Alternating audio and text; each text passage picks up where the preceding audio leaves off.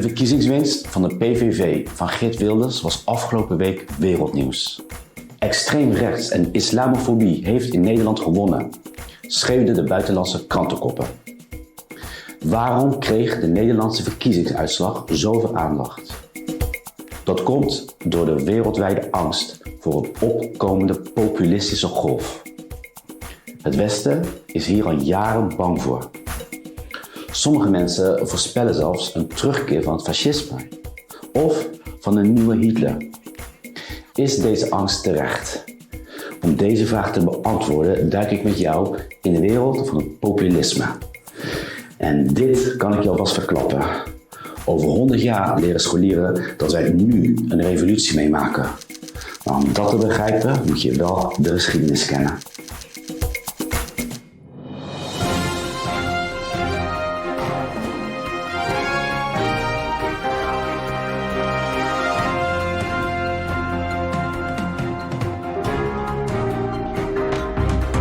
Ik ben Jean-Éric en dit is het Oud Nieuws Journaal, jouw wekelijkse update van de geschiedenis van onze toekomst. Zodat daarna ook jij de wereld weer net iets beter begrijpt.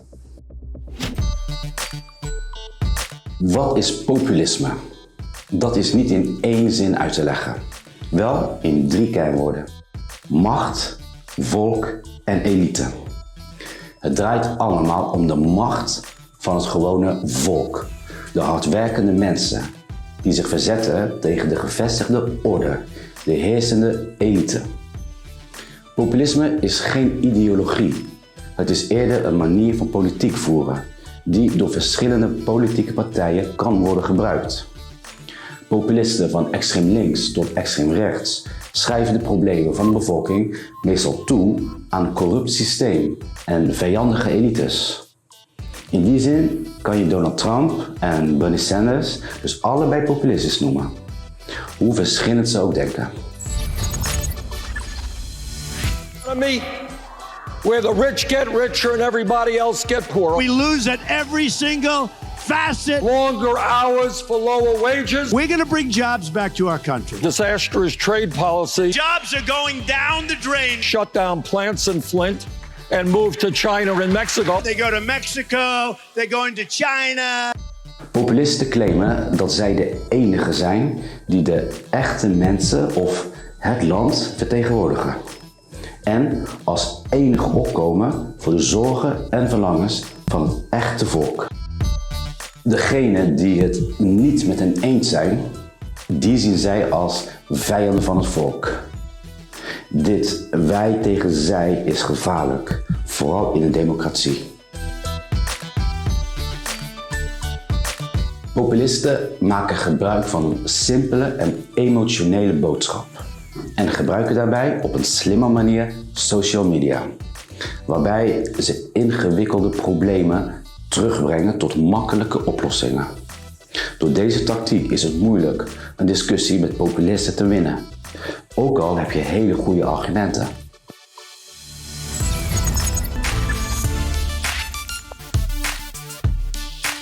In de late 19e eeuw was in de Verenigde Staten de Populist Party de stem van boeren en arbeiders.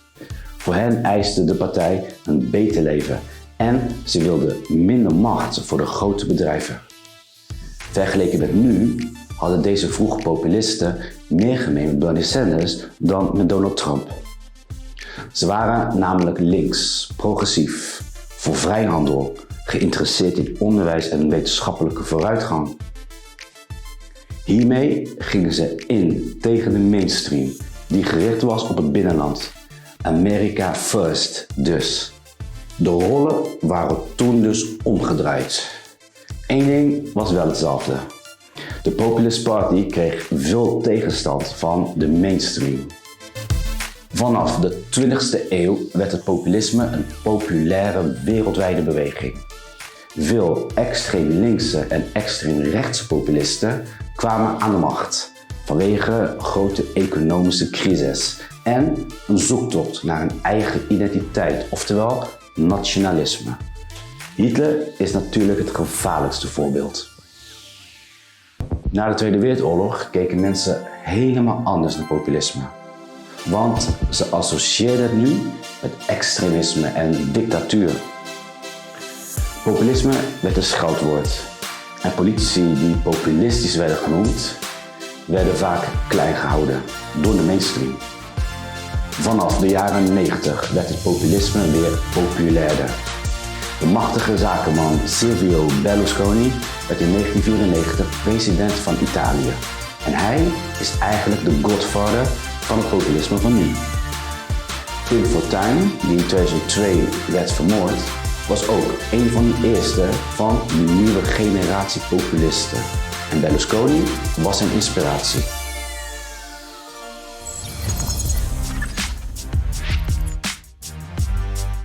Zoals ik al zei, moet je je goed beseffen dat populisme dus niet alleen rechts is. Ook al lijkt het zo als je het nieuws volgt. De belangrijkste vijanden van linkse populisten zijn de kapitalistische elite, de banken en het globalisme. Hun hoogste doel is economische gelijkheid.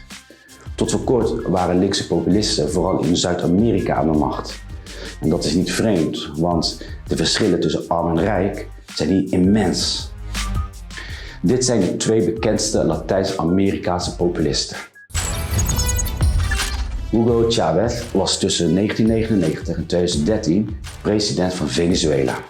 Hij beloofde sociale eerlijkheid, minder armoede en het herverdelen van de rijkdom van de olieinkomsten onder de bevolking. Chávez deed wat hij beloofde, maar uiteindelijk leidde zijn beleid wel tot hyperinflatie, een economische crisis en werd hij steeds antidemocratischer.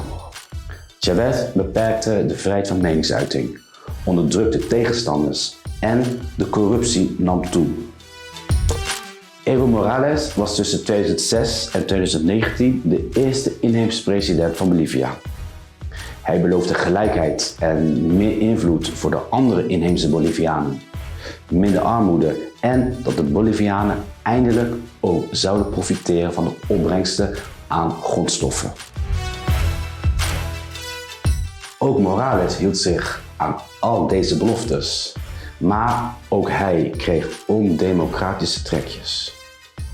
Daarnaast was zijn beleid schadelijk voor het milieu en zorgde het voor een grote verdeeldheid tussen de mensen, dus onrust. In Europa is armoede en ongelijkheid niet zo'n groot probleem als in Zuid-Amerika. Wij hebben vooral een identiteitsprobleem, onder andere door immigratie. Het Europese linkspopulisme is de afgelopen jaren steeds populairder geworden. En ik denk dat we in de toekomst nog heel veel hierover zullen gaan horen. Ik zal je een paar voorbeelden geven.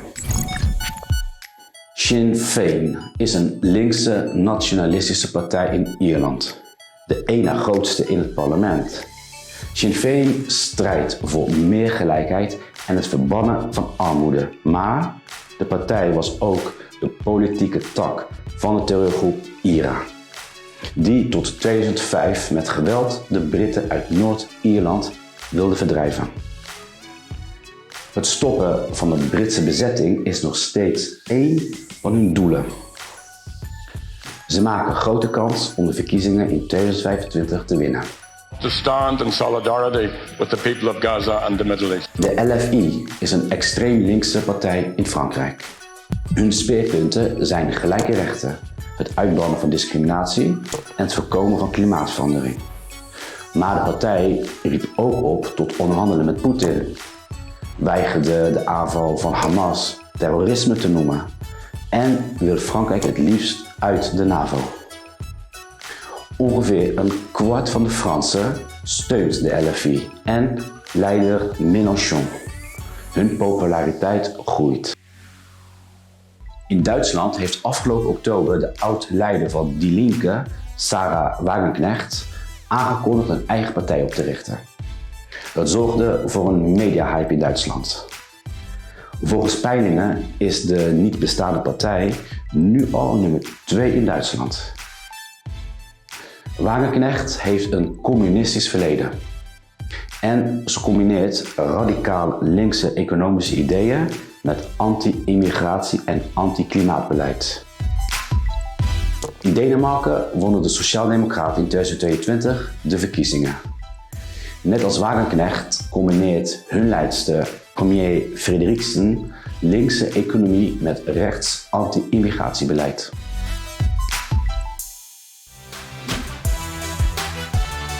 Rechtse populisten willen vooral de eigen identiteit, tradities en cultuur beschermen tegen bedreigingen van buitenaf. Ze zijn meestal anti-klimaatbeleid, anti-globalisering, anti-Europese Unie, anti-immigratie, anti-woke, nationalistisch en voor eigen volk eerst. Het rechtspopulisme leefde vooral op na 9/11 en daarna wonnen ze in steeds meer landen verkiezingen. Ik geef je weer een paar voorbeelden. Bolsonaro was tussen 2019 en 2022 de Braziliaanse president. Zijn speerpunten waren veiligheid, corruptie tegengaan en christelijke principes. Hij kreeg kritiek vanwege de ontbossing die hij in de Amazone toestond en vanwege zijn racistische, vrouwonvriendelijke en homofobe uitspraken. Op 20 november won in het failliete Argentinië de excentrieke Milei de verkiezingen. Vanwege zijn wilde haardos is El Loco zijn bijnaam. Hij wil de centrale bank afschaffen. Hij ontkent de rol van de mens in klimaatverandering. Hij is tegen seksuele voorlichting op scholen. En hij wil een referendum over het pas legaal geworden abortus. Om zijn argumenten kracht bij te zetten, liep hij rond met een kettingzaag. Milei zegt dat de tijd van decadentie voorbij is en dat hij Argentinië laat terugkeren naar de tijd toen het een van de rijkste landen ter wereld was. Dit doet denken aan de jaren 40. Toen was Argentinië ook chaotisch en arm. Juan Perón was een charismatische legerofficier. Hij beloofde de gewone man een beter leven en een ander systeem. Deze cultfiguur werd een populaire president. Ook vanwege zijn beroemde vrouw Evita. Maar achter Peróns charme schuilde een autoritaire kant. Perón onderdrukte de oppositie en bespeelde de Argentijnen door zichzelf als een soort heilige te presenteren. Hij hoopte dat dit hem absolute macht zou geven. In Italië is sinds vorig jaar een rechtse populiste aan de macht, Giorgia Meloni. Haar slogan is God, vaderland en familie. Ze is tegen euthanasie.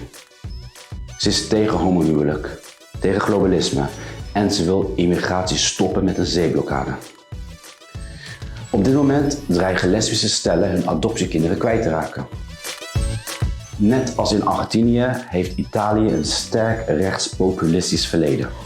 Sterker nog, Italië is niet alleen de voorloper van het huidige populisme, maar was ook de voorloper van het fascisme.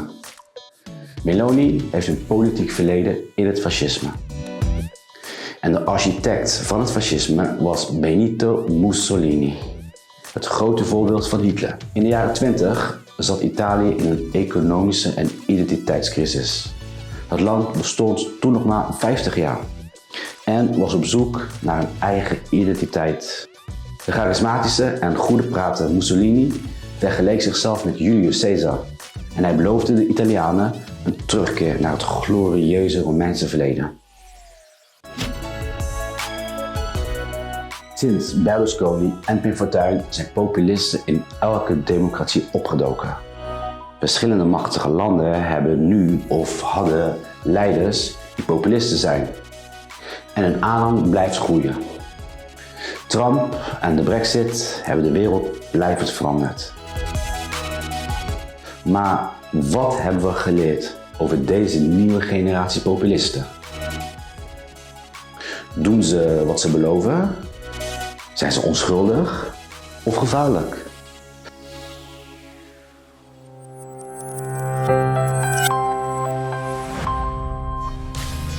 Populisten zijn divers en hun resultaten ook. Over het algemeen doen ze wat ze beloven en verbeteren ze het leven van hun kiezers. Maar vaak gaat dit ten koste van hun tegenstanders en van minderheden en soms zelfs van de democratie. Rechtspopulisme krijgt veel aandacht, maar linkspopulisme wint ook terrein met even radicale ideeën. Wat begon als binnenlands protest lijkt nu een wereldwijde visie te worden, gefocust op het beschermen van de eigen identiteit door anderen uit te sluiten. Grappig genoeg zijn populisten zelf wel internationaal geworden, namelijk door meer samen te werken, waarbij ze hun eigen landsgrenzen overstijgen.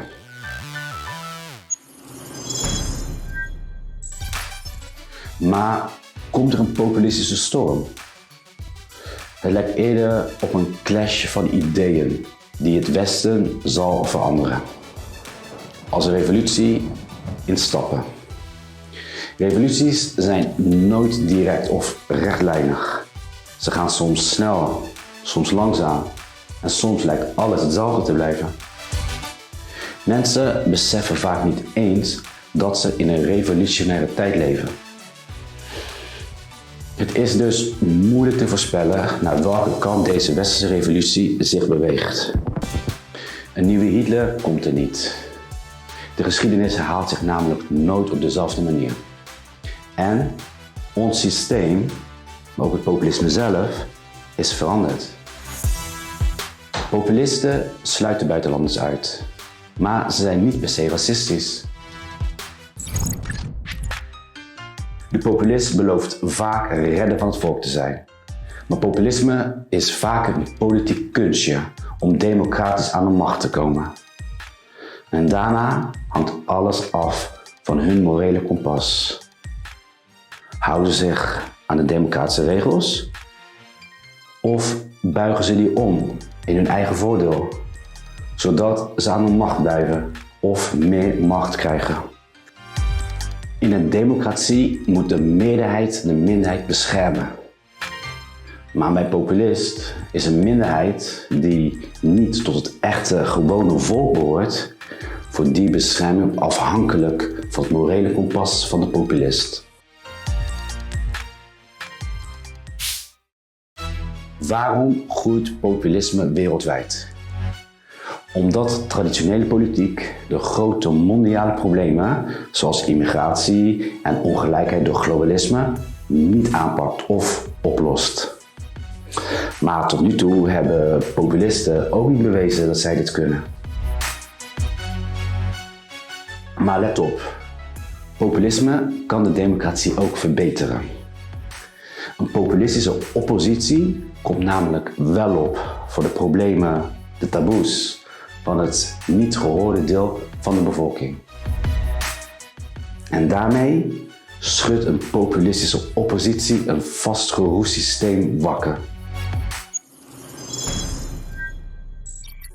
De politieke mainstream reageert helaas vaak zwak. We horen je pijn, maar we kunnen hier niets aan doen vanwege internationale verdragen. Dit is het slechtst mogelijke antwoord.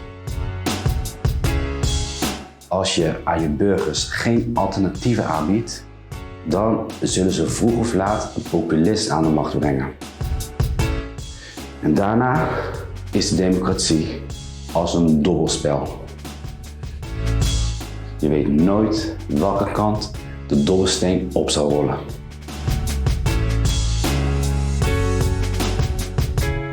Welke kant rolt de dobbelsteen op in 2024? Ik ben benieuwd wat jij denkt. Deel vooral jouw mening in de comments hieronder.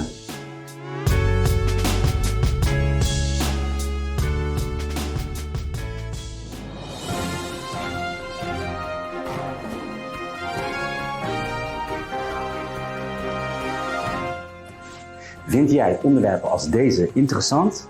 Abonneer je dan nu op mijn kanaal.